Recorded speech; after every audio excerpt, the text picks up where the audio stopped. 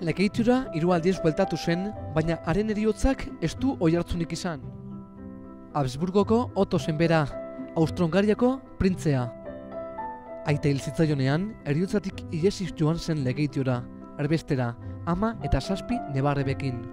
Espainiako lagunak ekarri eben, lortu eben horreguan palazioa eta eskin eutzen berari. Ondo portaziri leurak, lekikoko jentik, ingalekikoko jentik eurak inobeto.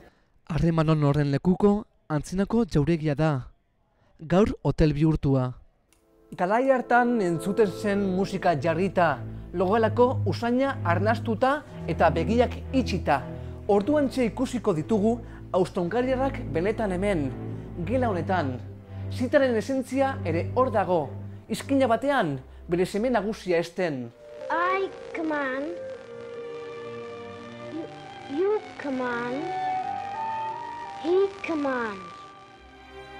Begiak ordea zabaldu egin behar, horrela gertatzen espada, bista ederrak galduko baititugu.